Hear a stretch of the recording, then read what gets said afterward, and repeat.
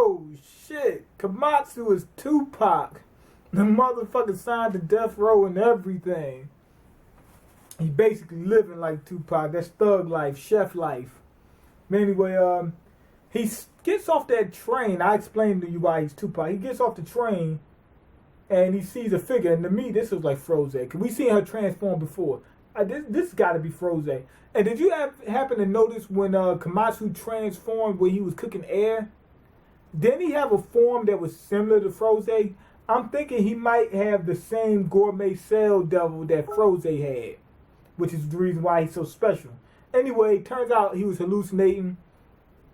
He's like basically like that guy from A Beautiful Mind, where the dude was a genius, but he was a psycho, and he didn't know he was seeing people. Like he was seeing dead people he didn't know. And one of them was Bruce Willis. No, I'm just joking, but that's from a different movie. I mixed two movies up. But anyway, that shit that he saw wasn't really there, or nobody else noticed. And somebody said that you need authorization to get past this point. And that's when his friend from the train jumped out and let him know, hey, this guy's here to help and things like that. And the dude said, he's here to volunteer help? It's kind of weird.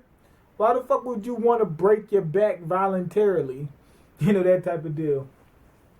Anyway, Chaco, he's there too. Some lady's helping him out. I can almost guarantee it's his mom or somebody that his mom knows. She's trying to give him a mask, make him pretend to be one of the, you know, the revived spirits and people, work or whatever. They're going to work, but he probably going to try to escape at some point. That's what I'm thinking. Anyway, they explain how it works. They take out people's soul if the people have a mental issue. If the motherfucker's like has Down syndrome, or if he's evil, or he can't stop farting, or the dude won't stop living the thug life or something like that, they'll replace his spirit with somebody else, with a different food spirit or whatever.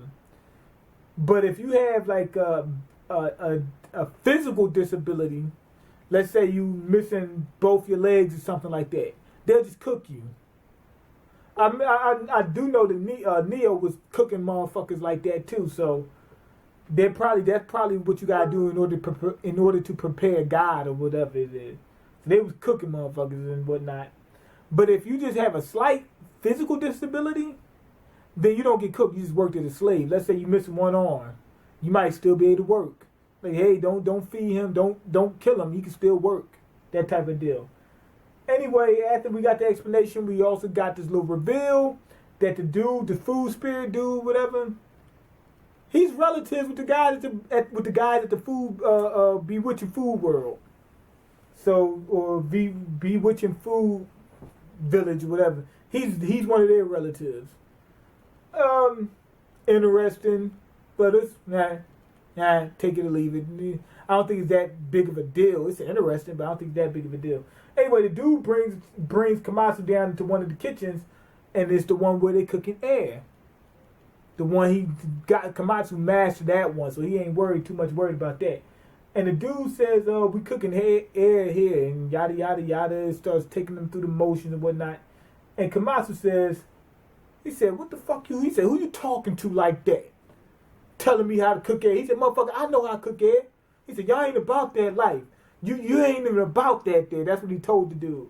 The dude says, what you talking about? He said, you act like you seen air before. He said, I seen it. He said, the real one's way bigger. Now what? Pussy. That's what he told the dude. The dude says, so you know about it? He said, yeah, I know about it. He said, I can cook it and I've eaten it before. He said, yeah, I eat ass. And the dude says, you eat ass. He said, stop playing, man. Stop playing. Well, air. He said, you ate air. He said, stop bullshit with me, man. He started laughing. He says, man, stop playing with me. Stop bullshitting.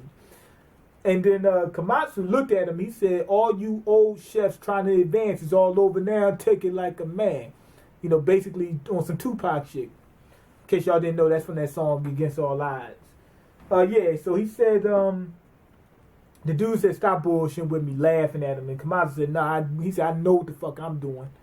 So basically now he's got a challenge on his hand. The dude basically shrugs it off and talks about some old sensei or whatever, some legendary dude who can revive almost any fucking thing, was helping them or something like that, whatever. Komatsu says, yo, I know how to do this. I'm gonna go ahead and take care of air for you. He found one that was ripe, and he said, watch this.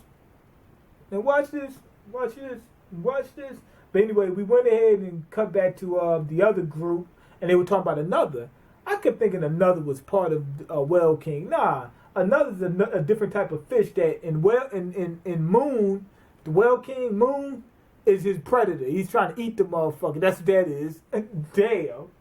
And another is so fucking fast it was able to break light speed at some point and was able to bend time and space or some shit like that and wind up in the back page or whatever, the back channel, whatever it was.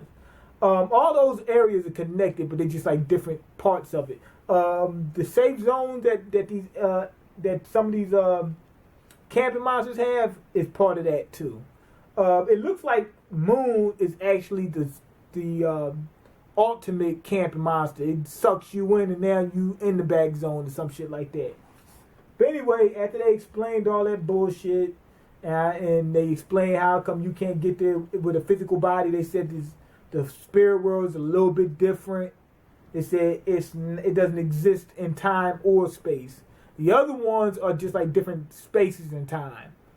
So it's a little bit different. That's why you can't go there. But anyway, they go to the big ass kitchen, and they see somebody dropped air. They just seen it explode. They're like, "What the fuck going on?" Turns out Komatsu dropped the shit at 120, a buck 20, 120% of flavor or savoriness or whatever. So he cooked it surpass its normal level. Even if you cook it right, you can't even get to that point. You gotta cook it past good in order to get to that point. So the thing about this chapter, I'm gonna give a 5 out of 5. But they was teasing me like a motherfucker. When I seen that little conversation with Komatsu and that dude, I wanted to see Komatsu show him off right in front of my eyes. They cut it off right there. But the information we got from this, about another in the back channel, whatever, that was fun. It ain't really much to go over. But it was fun. Like I said, I think Froze's food gourmet devil, whatever, is inside of Komatsu now. But it really ain't too much to go over other than that.